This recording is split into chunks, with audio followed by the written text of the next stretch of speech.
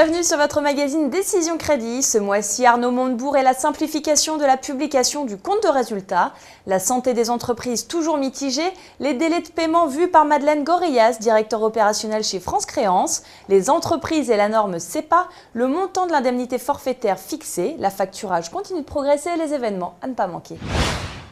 Le ministre du redressement productif, Arnaud Montebourg, engage une réflexion pour abandonner ou du moins simplifier la publication du compte de résultat des entreprises.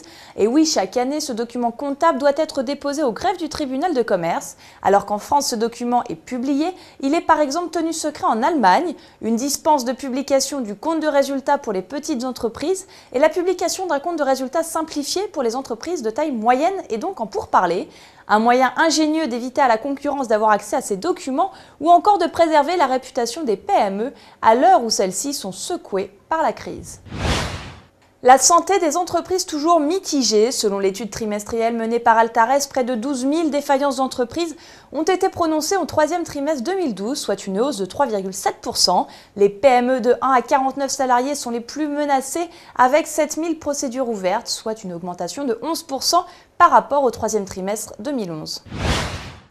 Qu'en est-il des délais de paiement depuis la promulgation de la loi LME du 4 août 2008 ? Cette loi a-t-elle révolutionné les relations interentreprises et qu'apporte de nouveau la loi de mars 2012 et son décret d'application du mois d'octobre ? C'est ce que nous sommes allés demander à Madeleine Gorillas, directeur opérationnel chez France Créances. Alors, il est évident que la loi LME est une première étape. On ne peut pas dire véritablement que ça ait révolutionné les relations interentreprises, mais déjà sur le plan psychologique, il y a un certain nombre de règles qui ont été mises en avant, et même si elles ne sont pas respectées, disons qu'elles ont eu tendance quand même à influencer les entreprises pour qu'elles améliorent leur délai de paiement. Ceci étant, le vrai problème, il est toujours le même. Il est premièrement le rapport de force entre le client et le fournisseur, ça c'est la première chose.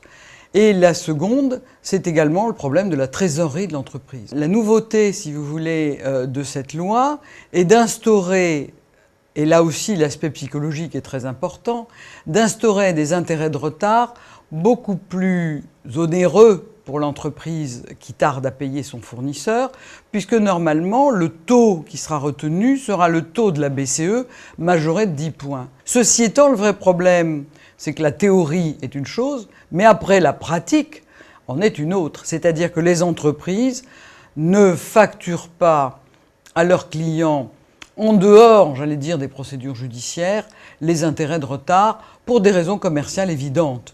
Donc, taux dissuasif certes, mais comme il n'est pas véritablement appliqué, eh bien les entreprises qui sont en retard ne pourront peut-être pas améliorer, si je puis dire, leur performance dans ce domaine. En matière de paiement, toujours, les entreprises françaises ont jusqu'au 1er février 2014 pour s'adapter à la norme CEPA et intégrer le nouveau dispositif de prélèvement et de virement à la norme européenne. À partir de cette date, le format national actuel disparaîtra définitivement. Mais pas de panique, banques, associations professionnelles, experts comptables et chambres de commerce et d'industrie pourront accompagner les entreprises dans leur démarche.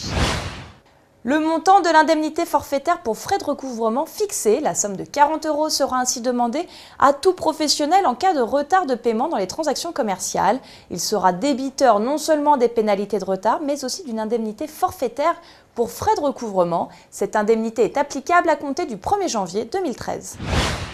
La facturage continue de progresser en Europe. Au deuxième semestre 2012, l'EU Federation constate ainsi une hausse de près de 4% des montants des transactions, passant à 560 milliards d'euros. Une hausse particulièrement significative chez les PME, de plus en plus séduites par cette formule, et pour cause à l'heure où l'argent ne rentre pas. Le 15 novembre, à Lille, venait débattre des nouvelles obligations en matière de communication financière imposées par la loi Grenelle II. La PDC Nord vous accueille dans le cadre du World Forum 2012 de 17 h à 19 h. Merci de nous avoir suivis et au mois prochain.